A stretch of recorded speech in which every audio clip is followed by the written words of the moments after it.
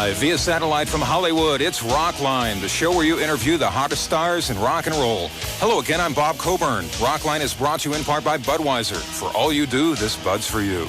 Tonight, ROCKLINE is an evening with Mike and the Mechanics. So get your questions ready and call us toll-free at 1-800-344-ROCK. That's 1-800-344-7625. One number toll-free from anywhere in North America. Living Years by Mike and the Mechanics was released last year with high expectations. Well, the reality certainly must have exceeded their hopes because the album has already yielded 2 hits, including a #1 single. And there's more to come. The band is concluding a successful North American tour and recently played to an audience of some 75,000. It's a pleasure for ROCKLINE to welcome one of the hottest acts in rock and roll, Mike and the Mechanics. From the band with us tonight, Mike Rutherford. Good to see you. Good evening. This is Mike here. Nice to have you in the studio tonight. Last time you were with us was from London at 4:30 in the morning. Yeah, I kind of prefer it this way, you know. A little bit better, yeah. Also with us tonight, Paul Carrick. Welcome back, Hi, Paul. Bob. How you doing? And the other Paul in the band, Paul Young. Nice to have you How here. you doing, Bob? Doing fine tonight. Now, you had that big concert down in Tampa. There were, I guess, 75,000 people down there. That had to be a thrill to play in front of a crowd like that. It was, actually. I mean, I think... also, we were surprised how well the music worked. I mean, it was our first time playing in a big works crowd. better in front of more people, I think. Well, I agree with that. The more, the better, huh? That was a concert that involved our affiliate down there, YNF, 95 YNF in Tampa. Were you the only band playing? Were there other bands on the venue there? There were a couple of other bands on, actually. Yeah. A new band from Canada. What was the name, though? Actually, nobody else was on with us, but can't think of it. They were called the new band from Canada. Yeah, they were real good. Now, you only have a couple of North American dates scheduled so far. What's next for the band? You have a new single that's out right now that we're going to hear in just 1 second, Seeing is Believing. Have you shot a video for that as well? Yes, in fact, a few minutes ago, Paul... Very surprised, Bob, you didn't see the world premiere tonight on MTV. Yeah. I was getting ready for this tonight here. So. Well, I won't let you off then. But the world premiere was tonight on MTV. Yeah. Yep. We've got another 5 shows here on the West Coast. Paul's going back with Nick Lowe and Mike's... Yes, on MTV it said that as soon as we finish that I'm doing a Genesis album and Paul's doing an album with Nick Lowe, which is not true. Paul will tell you later on about his solo album, and we're taking a break before the next tour, which happens towards the end of July. Good. Let's listen to the song right now that is the brand new single. That the video was world premiered last night on MTV. This is Seeing is Believing, Mike and the Mechanics on Rock. Another great song off the second album by Mike and the Mechanics, Living Years. Seeing is Believing, the name of that on ROCKLINE. I'm Bob Coburn. We're with Paul, and Mike from Mike and the Mechanics. Our first call tonight is from Dayton, Ohio. It's Kathleen, a listener of 105 WTUE. Good evening, Kathleen. Oh, good evening. My question is, what influenced or inspired Mike Rutherford to write Seeing is Believing, and could he write a song for all the people in the world who cannot see? Well, good question. I wrote that song with B.A. Robertson, and it's Brian's lyric, really. We mulled it around together, but it's not so much for people who can't see, it's more for people who rule their life by the wrong feelings. I think the song is really saying that don't believe all the things people tell you and you hear and you see on the TV or information you get. Believe really in yourself and your own feelings, which I guess comes to the same thing. So in this sense, seeing is almost a euphemism for feeling something. Sure. Yeah. Good call, Kathleen. Thank you for starting us off. We'll take a brief time out and return in just 1 moment. Just beginning an evening with Mike and the Mechanics on ROCKLINE on the Global Satellite Network. Your number to call is toll-free, 1-800-344-ROCK.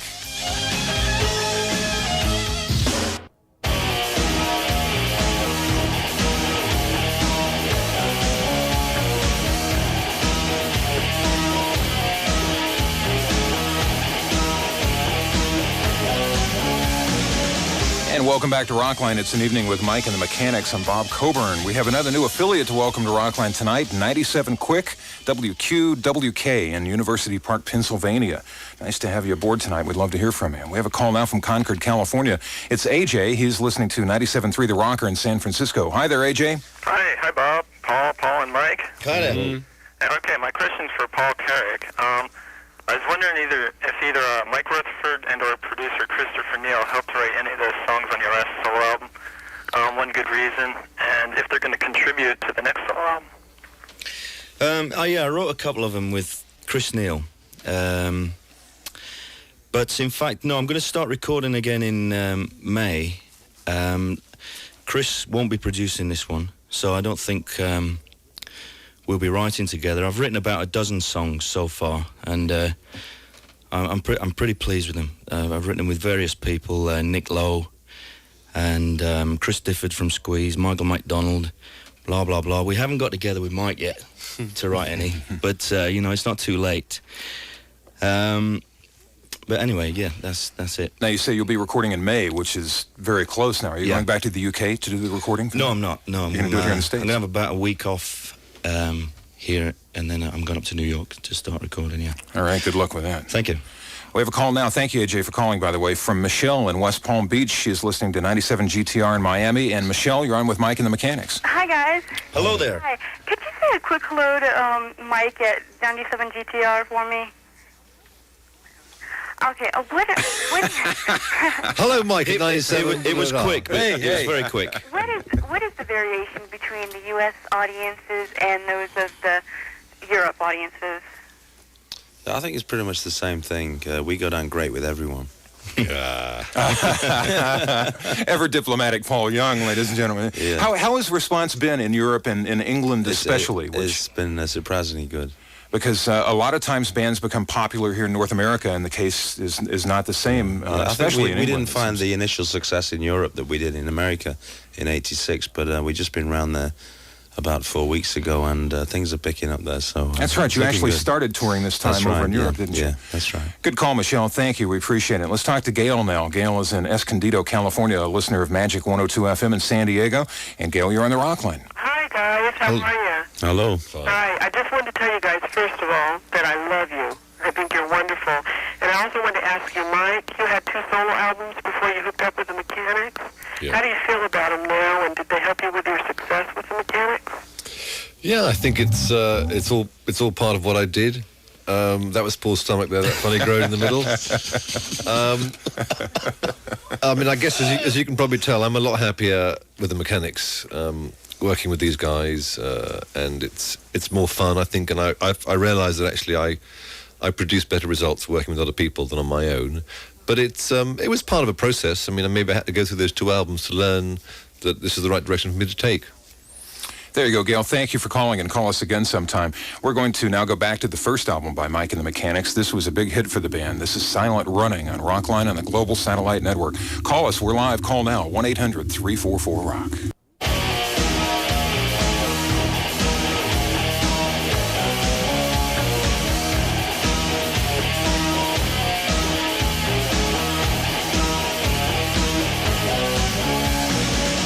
And once again, welcome back. We got a ROCKLINE rolling tonight with Mike and the Mechanics, with Mike Rutherford, Paul Carrick, and Paul Young. Our next call from Boca Raton, Florida. It's Barbara. She's listening to 97 GTR in Miami. Barbara, you're on the show with us. Good evening, gentlemen. Hello there. Oh. Hi. My husband and I enthusiastically attended your very first concert ever at Sunrise, Florida, June of '86, and again last month. We trust you received our wedding invitation, and you guys would sign it and return it to us. My question is for you, Mike. Your last album shows me a recurring theme through each song, and that is, to me, that each of us as human beings have the ability and the obligation to unite in brotherhood. I'd like to know 2 things. First, who writes most of your lyrics? And secondly, how will you use your God-given talents to make this world a better place for all of us through your next album? Right. And what's your favorite color? Yeah. Yes, we got the thing about the wedding, and I think it's being taken care of. Now, about the lyrics, I write the songs so far pretty much with Chris Neal and B.A. Robertson, and with me and B.A., he does the lyrics pretty much. Me and Chris, we sort of share the duties. There wasn't an intentional lyrical theme on the album as such, but I think what tends to happen is you make an album at a certain point in time, and everyone's thoughts and feelings are how everyone is at that moment. It's out as if it's a concept. And part 3, if my brain's still working, about how to make the world a better place. I don't see it as my responsibility. I think It's mine. I think that's the answer. There you go, Barbara. Thank you for the call. Good luck with your marriage, too. Let's talk now to Jason in Vancouver, British Columbia. He's listening to 99.3 The Fox. Hi there, Jason. Hello, good evening. Hello. Happy belated birthday wishes to Mr. Carrick. Thank you, sir. My question, I have a couple. Firstly, will Vancouver be a date on this tour? And the second one for Mike, concerning Red 7, does he know what they're up to? And does he plan to, maybe if the time presents itself, maybe collaborate again with them? I'm afraid Vancouver is not on our schedule this time, but we're hoping to come back late July through to early September, and then we'll definitely take in Vancouver. Red 7, I'm not sure. The singer, Gene Stashuk, I think is working on a solo album at the moment. I might see them when we're in San Francisco because they come from there, but I haven't heard much from them recently. There you are, Jason. The only dates that I have remaining that are scheduled definitely right now for Mike and the Mechanics, tomorrow night at the Universal Amphitheater here in Los Angeles, then Berkeley, California on Thursday night, Friday, San Jose, and Fresno on Saturday night. We're going to move now to San Gabriel, California, and speak with Allison. She's listening to 95.5 KLOS, and we welcome her to the Rockline. Hi, Allison. Hi, Bob. Hi, boys. Hello. I just, I'm looking forward to your show tomorrow night, and my question is from Michael. It's regarding a song you wrote a while back called Making a Big Mistake on the Against All Odds soundtrack. Yep. Did you write the song for the movie, or was it just something you had lying around with Genesis or for a solo album? It's something I had that was lying around, and I think I got involved in the film through Taylor Hackford, who was working with Phil at that time. And they were short of, they wanted a song, so I put this one up for possibilities, and I sang it, God forbid, and no, it's a good song. We need to say it. But by the way, we're not playing at Universal tomorrow, are we? No, I was going to say, Allison, when you go to the show tomorrow night, you're going to be the only one there because it's Wednesday night. Have yourself a good time there, Allison. Thanks for calling. Let's talk to Rick now in Toledo, Ohio. FM 104 is our affiliate there. And Rick, you're on the Rockline. Hi, guys. Hi. Hello. Just a question for Mike. I know you used to work with Anthony Phillips on your first solo albums, and I was handing on some of his albums, and I was wondering if you were planning to ever do any work with him, and how is his career going as far as you know? At the moment, there's no plans. I'm still a good friend of Anthony's, but as he said to me the other day, he's now suddenly, since the New Age thing came in, he's suddenly become kind of fashionable again.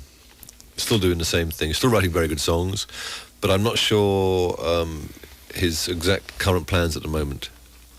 There you go, Rick. Thank you for being on the Rockline tonight. We're going to let Greg have his turn in Jacksonville, Florida. Rock 105 is our station there. You're on with Mike and the Mechanics, Greg. Hello. Hi. How you doing? Fine. My question's for Mr. Rutherford.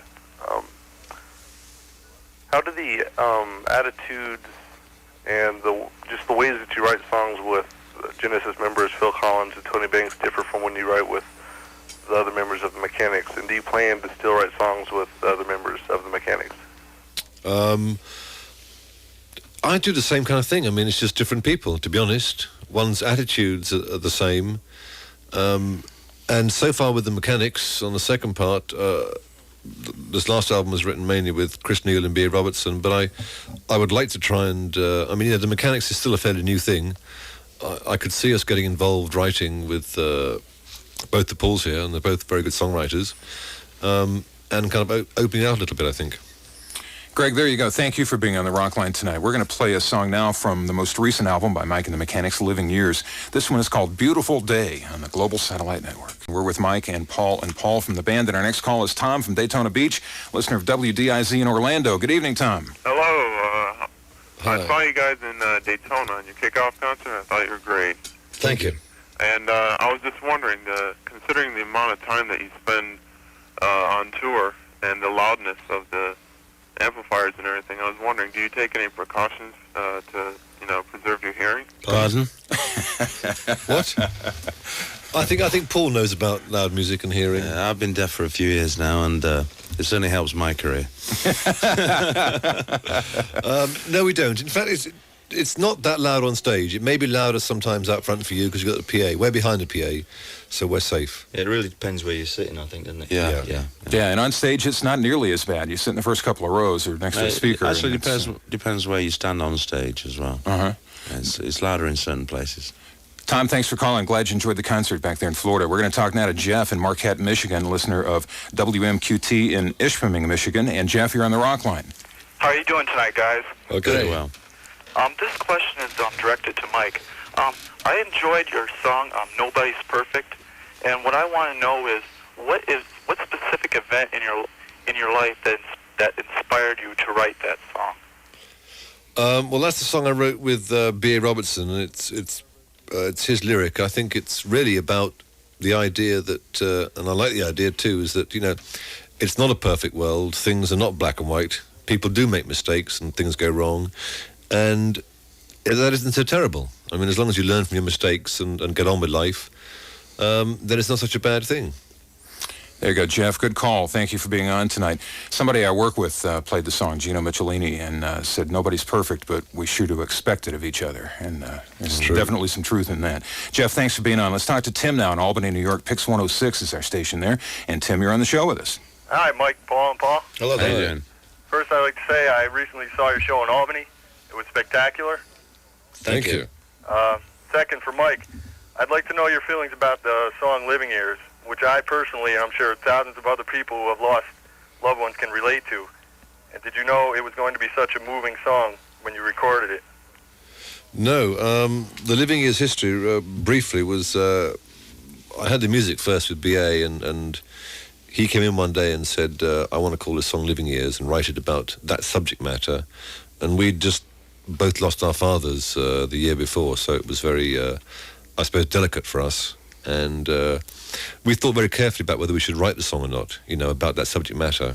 And we decided that if we did it right and carefully, it would work. And I think the whole process down the line of writing the song, of Paul Carratt singing it, the video, everything was done with a lot of care. And the end result turned out, I think, a very strong emotional statement. But at the time, you're not aware of how it will affect people. Did you go through a lot of anxiety or stress in writing that? It was, for me and B.A., it was very upsetting. We had to stop a few times. Yeah. Just because it was it was a bit too close to home. And Paul Carrack, what was your reaction when the song was presented to you and you were about to sing this? What were your feelings? I really liked it very much indeed. And I kind of relate to it in my own way anyway. I mean, I lost my father when I was a little kid. Mm-hmm. And I know it had a very profound effect on me, but it's not really what the song is about, I know, but I just kind of I feel it's kind of a tribute to my own father in a way, my performance of it. That's amazing that you get such a personal feeling out of that. That means the song works, very definitely. Tim, that's a good call. Let's find out what Tina has on her mind in Campbell, California. 97.3 The Rocker in San Francisco's our station there. Hi, Tina. Hi, Bob. Gee, you're right on my favorite topic, Mike and Mechanics. Talking about the living years. For people who are 30 and over, because I just turned 30, so I can consider myself in that part, obviously the song has deep meaning for us, the living years, because of our parents possible dying or they already have. What do you think the reaction has been for people under 20 who probably are fighting with their parents and probably don't even care? And I have another question for you. Do you think it makes sense to them? Yeah, funnily enough, we've all had, myself and both Pauls have had reactions from people after shows, and a lot of people who are over 30 and have lost parents, yes, they have that side. But I think the emotion in the song, which is, I think we managed to capture, that's my microphone there I hit, is such that I think kids at a younger age who don't really understand the lyrics still feel the emotion of the song. Yeah. And it still works. Yeah. We played at college last night, and there were a couple of thousand kids out there, and maybe most of them haven't lost their parents yet, and maybe they're rebelling against some kind of parental control at the moment going through college, but they still feel some kind of emotion from it, which is a kind of pointer. Mike and the Mechanics on Rockline. Good work. Our next call is from Sherman, Texas. We have Kevin on the line, and he's listening to Q102 in Dallas. Good evening, Kevin. Good evening. Hello, guys. Hi. Yeah. My question to you, in the living years, Yes. Who do y'all use the background vocals, the choir? No, it's no good pointing at me, mate. You'll have to tell him. Mike's pointing at Paul. Paul throws it back to Mike. It was no, we passed it around. It was a choir that was, it's used by Andrew Lloyd Webber a few times. They're from King's College in Richmond, which is near London. And it's 12 guys who came down, and they do it kind of in their spare time and holiday times. They're very angelic looking. Yeah. And they're very good at cards. Good at cards. Yeah, they came to do a TV show with this, right? And we're in the dressing rooms upstairs. They took all our wages from us. Suddenly next door they're playing cards, and asking who's got the beers. It's angelic like choir. Yeah. That's great. Yeah. Good call, Kevin. Thank you. Let's talk to Janet now in Crown Point, Indiana. She's listening to the Loop FM 98 in Chicago. Hi, Janet. Hi, how are you? Pretty good. I have a question for Paul Young. Do you keep the gifts that fans would throw up to you on stage? Or every single one. Okay. Did you get the bandana I threw up to you in Maryville, Indiana? I'm still wearing it. No, he did. I did. I'm still wearing it, yeah. Is that the one with the Indian one? Yeah, the one with the beads on. Yeah, thank you very much. I wondered who sent me that one. Okay, yeah, well, that was me. Yeah, He's I'm got still your wearing bra it too. Yeah. The bra too, huh? Okay. I'm not wearing that though. Nice call, Janet. Thanks. We're going to talk now to Merrill in Charleston, South Carolina, and he is listening to 96 Wave FM in North Charleston, South Carolina. Hi there, Merrill. Hey, how's it going, guys? Okay. Yeah, it's very well. Good. Yeah. Hey, this one's directed to Mike. I know you probably write some songs at the Mechanics that may not make it onto the album. And I was wondering, do you think maybe they may surface up as B-sides or maybe even on the Genesis album? Yeah, in fact, later on tonight we're going to play the B-side, which didn't make it on the album. It's called, what's it called? Too Many Friends. Yeah. There are some songs that never actually get finished. I start them off and I change my mind. What tends to happen is I look upon them as B songs after a while, and they go in the trash can, and come the next album I tend to start with new stuff. There you go, Merrill. Thank you for being on the Rockline tonight. We're going to talk to Bob now as we head to Shelton, Connecticut, and he is a listener of I-95 in Bridgeport and serving the Danbury area as well. Bob, you're on the Rockline with us. Hi there. Hi, how are you? First, I'd like to say, Mike, I'm a obsessed Genesis fan. And second, I saw you guys recently on the David Letterman show, and you performed a song which I hadn't heard before. I was just wondering where the song is, if it's a B-side, if it can be obtained. It's actually an old Marvin Gaye song, recorded about 1964 or 5, I think. Written by Smokey Robinson and the Miracles. Ain't That Peculiar? Yeah. Was the song, yeah. Yeah. With 3 Pauls on stage at once there. Yeah. It was great. Schaefer, Young, and Karen. Yeah. It was great fun, because I It think was so good. the idea of doing one of our songs excited us a little bit less, and they're a great band there. They are indeed. I've always, in fact, on this last album, I tried to get something that the 2 Pauls could kind of duet on, because something we haven't done yet in the Mechanics is to actually really have the 2 voices singing together. Mm-hmm. We couldn't find the right song, but it's something that worked on the Letterman very well, and something we'll do in the future, I think. Bob, good call. Thank you. We'll take a time out and return in just one moment with Mike and the Mechanics, Paul Young, Paul Carrick, and Mike Rutherford, my guests tonight on Rockline. I'm Bob Coburn. Call us toll-free, 1-800-344-ROCK. We're talking rock and roll on the Global Satellite Network. And Midge will be on 1 week from tonight along with Neil Sean. It's an evening with Mike and the Mechanics in progress right now. Back to the first LP, All I Need Is a Miracle on Rockline. Our next call from Las Cruces, New Mexico. Graham is on the line, a listener of 95.5 KLAQ in El Paso. Good evening, Graham. Hello. Hi. Hi. First, I'd just like to say to Mike that I've yet to hear a project by him solo or with a group that I haven't liked. Thank you. What good taste do you have? First, Mike and the Mechanics album seemed to, I don't know, have a lot of standard love songs on it and stuff like that. And the second album seems to be a bit more mature, a bit more sober. I'm wondering what was going on in your life during the, in the transition period between the two that made you change the general outlook of the album. I'm not sure it's as intentional as you think. I'm a couple of years older. You might have heard earlier on the show about Living Years, which was a song with BA and I did. I think maybe as time goes on, myself and Chris Neal and B.A. Robertson feel a bit more able to comment on life and things like that. But it's not really intentional. and also the other reason I think is that the second album I think is more cohesive because we knew who was involved and who was singing and who was playing, so it has more sort of togetherness, I think. Good call, Graham. Thank you for it. And call us again sometime in Rockline. We're going to let Debbie have her turn, and she is in Burlington, Vermont, listening to WRDU 106 in Raleigh, North Carolina. Wait a minute, that cannot be. Well, anyway, let's talk to Debbie now, and we'll clear this up in a second here. Hi, Debbie. How are you? Hi, it's Burlington, North Carolina. Yeah, okay. Okay. Hi, Mike and Paul and Paul. Hello, Debbie. Hi. Yeah, I saw your show in Raleigh, and I just wanted to say it was one of the best concerts I've ever seen. All right. Oh, thank you. Thank you. And my question is, was there an inspiration for the lyrics to Don't?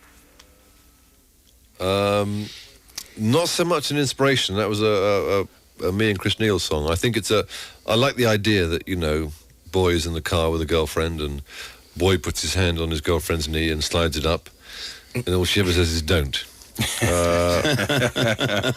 Maybe it's kind of autobiographical. Yeah. How about you, Paul?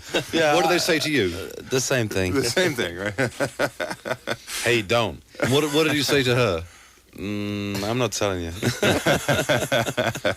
Debbie, nice call. Thanks, and thanks for clarifying your geography for us there. We appreciate it. We're going to talk now to Dee in St. Louis. KC95 is our station. Dee, you're on the Rock Line. Hi, Mike.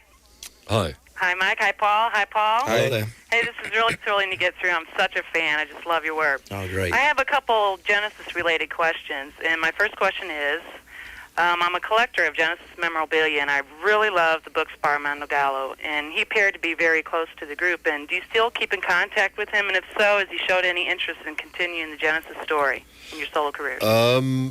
I haven't spoken to Armando for a couple of years. I think he's moved back to Italy. He used to live here in Los Angeles, but he moved back to Italy, I think, and is still writing and stuff. No, there's no talk of an update. I think one book is enough, actually. Good call, Dee. There you go. What was the second part? Okay, and also, how do you handle criticism? I take it really hard, so if I hear how you handle it, maybe I can handle it better. Well, I think you just got to get on with it. The trick is to disbelieve it all, I think. Seriously, even the ones that say you're fantastic, you don't really believe them too much. Well, maybe believe them ones a little bit more than the other ones. True. Dee, thanks for being on the Rock Line tonight. It's Dave that we're going to talk to now in Philadelphia. 94 WYSP is our affiliate. Good evening, Dave. Hi, guys. How you doing? My question is for Paul Carrick. Yes. I was wondering how you got associated with Roger Waters, and if you're going to be on his next album. I like your work on Radio Chaos. I don't know. I just met Roger. He's, London's a pretty small place, really, musically speaking. Everybody knows everybody and what everybody's up to. I think I met him through a friend of a friend sort of thing. I don't think I'll be involved with his next record, whatever that is. I did record some tracks with him, but I think he's...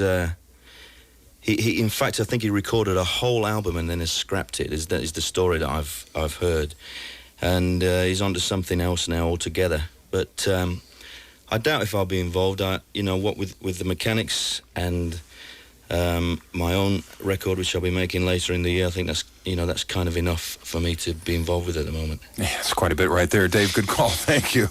We're going to now play a song that features Paul Carrick on vocals from the latest album by Mike and the Mechanics, Living Years. This is Nobody Knows on Rockline.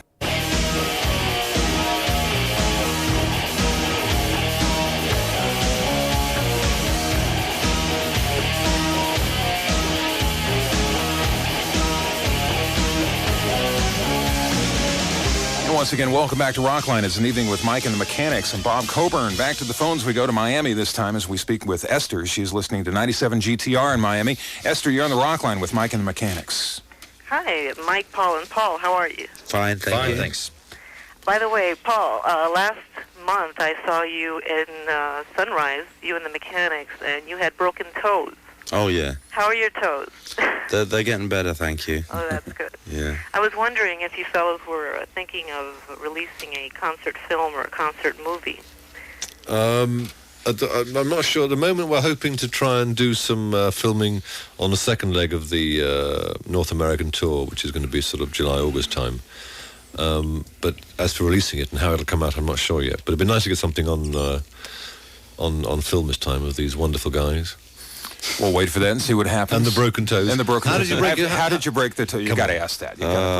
It's quite bizarre, actually. I was doing some kung fu on the drummer, and I missed and hit his drum riser, which was a metal grill thing, and I had bare feet, and I kicked it in about 2 inches. Unfortunately, flesh doesn't, react to metal too well. So. No, not the case, yeah.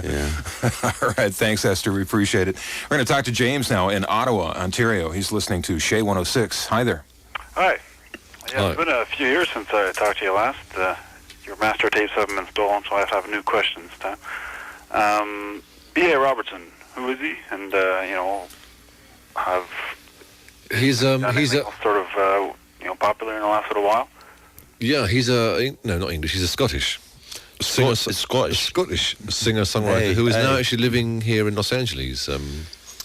I started writing with him back in 1985. Prior to that, he's had quite a few English hits and a solo career of his own. And now he's, apart from stuff with me, he's writing with other people and is involved with a Disney film project and I think some other film projects. As an actor?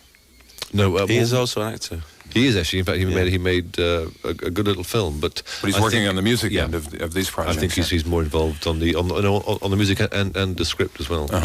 Now, I heard that you got a list of people possibly you could work with from your publicist, and he was the first guy. I wanted to write songs with other people. It's always been my lifelong ambition to be a songwriter as such.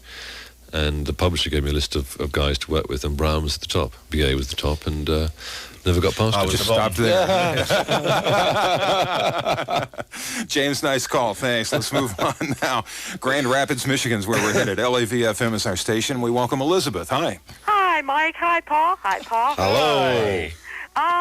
My question is for you, Mike. What is your least favorite thing about touring? And I would just like to say thank you so much for writing The Living Years. I wish it would have been out 10 years ago. I had lost my father just before my 13th birthday, and that song brought back a lot of things I hadn't thought about for many years. Thank you very much. I think the thing that you said dislike, but you really mean like about touring is when you get up in the morning and you have a plane flight and then a 5-hour wait over and then the next plane breaks down and then you have a 2-hour drive to the gig. And you have a flat tyre. And then you do the gig and then the tour book says drive to hotel after the show is 70 miles. And it's 150. Yeah, that's what we probably like most about touring, I think. All those fun little things, yeah. Then there's that airplane food. Thank you, Elizabeth. What were you going to add there? Well, no, I was only going to say that, I think the only reason we do it really is because of the... no, it can't be, can it? We can't just be for them couple of hours in a day. It's got to be more. It's got to be more than that, yeah. We live for the 2 hours. All right, we're going to play a song now that is the B-side of The Living Years. This is called Too Many Friends on ROCKLINE on the Global Satellite Network. Too Many Friends, Mike and the Mechanics on ROCKLINE. That is the B-side of Living Years. Now, why did that not make it on the album? Just out of curiosity. I think the reason is that the other songs are better. You think so, really? I disagree. Yeah. I know you're going to get some disagreement from Mr. Young over here. Which one would you have thrown off? I can't say. Oh, classified. Job security. Job security. That's good. I take it that's not something you're doing live then. You're concentrating on other material. No, mind you, it sounded quite good then. I quite enjoyed it. Actually, yes. See, that's why I bring that up. It's a really good track. It's a fantastic track. That's in a nice groove there. All right, let's talk to Gene now, Nashville, Tennessee. 103 KDF is our affiliate. Gene, you're on the ROCKLINE. Hello, Mike, Paul, and Paul. Hello. Hi. Hello. My question is, how were the Pauls chosen for the particular songs that they sang? Well, I can answer that. Mike was looking for the two best singers in the world, and he couldn't get them, so Paul and I jumped in there. Yeah, mainly looks, height, and sex appeal was the main deciding factor. No, to be honest, I mean, I sort of choose, but I think it's almost decided for me, although they may disagree. When they both sing a song down. Paul sings the rocky ones and I sing the wimpy ones. Yeah. I've been described as the beast. And we describe Paul as the beauty. Yeah. it's almost decided for me, because you'll find that when they sing a song that one of them will actually, they both sound good, but one will sound very special. Well, we disagree again, of course. Yeah. A good call, Gene. Thank you. We appreciate it. We're going to speak with Laura now in Terrace, British Columbia. She's listening to Radio TK in Prince Rupert, British Columbia. Head to Canada for Laura's call here. Hi there. How are you? Hi. Hi. Good evening, everyone. Hello. Good evening. Hi. My question is, well, first I'd like to say I'd like to thank you for writing The Living Years. It's such a beautiful song, and I'm sure it's brought a tear to many people's eye. My question is, you've stayed away from working with big producers up to now. In the future, do you plan on working with any big names? And maybe, are you planning on working, or producing your own albums? Well, I don't know if Chris Neal sees himself as a small producer. He's quite diminutive, actually, isn't he? Yeah, he's not very tall. He lives nearby, which is a big is a big factor. And he has his car and he drives, so that's a big factor. He comes to my house. I don't know. I haven't. I don't really think very far ahead about. It's all right, Mike. He's not listening. Chris, we love you. Wherever you are. I've no idea. I mean, a guy I'd like to work with is Tom Lord Alge. At some stage, in some project, he's on my list of people I like to work with. Steve Winwood comes to mind when you mention his name. Yeah, very good producer. Laura, good call. Thank you. Let's talk to Larry now in Salina, Kansas. He's listening to Power 94.5 in Junction City, Kansas. Larry, you're on the show with us. Good evening, gentlemen. Hello. Good evening. Mike, it's an absolute honor to speak with you. You're a true gentleman, and you've come a long way since Charterhouse. I hope so. My first question, are you doing any songs from Small Creek Day or Acting Very Strange on your tour? No, we're not. I mean, we play now as the Mechanics. We play an hour and 45 minutes of just purely mechanic stuff, and I think it's working very well, and we're having a good time, and I think I'm happy to leave it that way. So you're leaving it to Mike and the Mechanics material? You're not doing any Ace or Squeeze or San Cafe or anything like that? No, not at the moment. Although there's nice stuff that I like there. I think it's quite nice to make it the Mechanics tour. Mm-hmm. Yeah. Do you have another question, Larry? Yes, please. Mike, have you spoken with Steve Hackett lately, and did the subject of possible future musical collaboration come up? We saw Steve. He came to see our show in London at Hammersmith Odeon when we played in London a couple of months ago. And no, it's nice to see him. I don't really see any future things. I mean, I think my approach is that I've worked with Steve for many years and had a good time, but I mean, the Mechanics is a new project, and we're finding out about each other all the time, and I prefer to go in that direction with a new thing. Larry, there you are. Thank you. We have to take a time out. We'll return in just one moment. Still time for you to call at 1-800-344-ROCK. It's ROCKLINE on the Global Satellite Network with Mike and the Mechanics.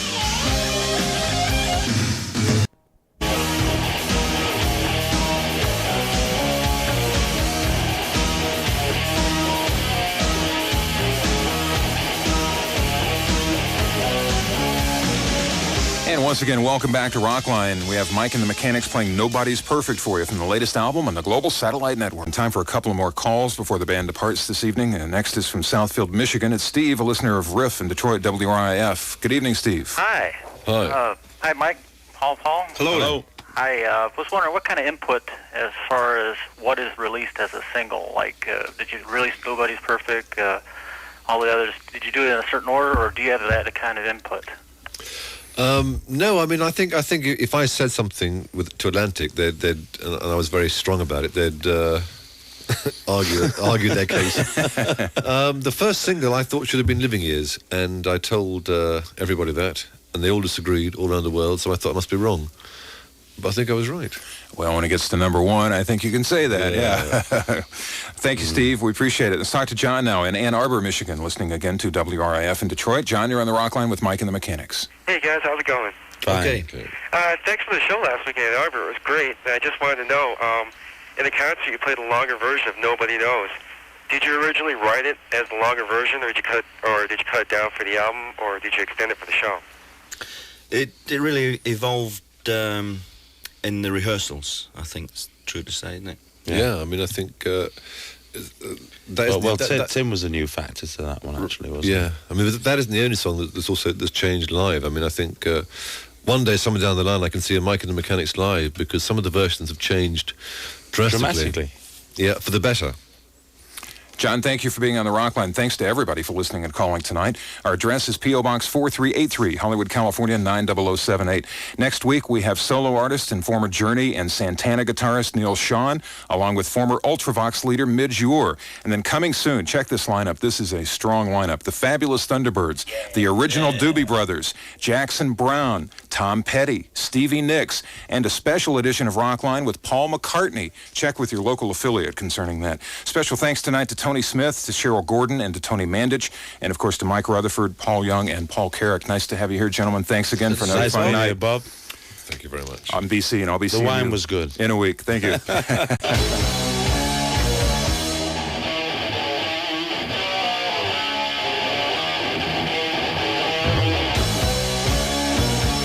You've been listening to Rockline, brought to you in part by Budweiser. For all you do, this Bud's for you. Rockline is engineered by Jimmy Height, Conrad Pignon, Jim Pettyjohn, and Jeff Levy, and mixed on Yamaha professional sound equipment. Musical instruments are provided by the Guitar Center in Hollywood. Special production by Jimmy Rash and R.J. Lane. Technical direction by Mike Correa. Our assistant to the producer, Sharon Sanchez. Thanks to Kevin Stevens and Greg Jernigan for their special help. Rockline is produced by Mark Felsod. Executive producer, Howard Gilman. Rockline is a presentation of the Global Satellite Network for distribution in the United States by the ABC Radio Network and in Canada by Telemedia Broadcasting Systems.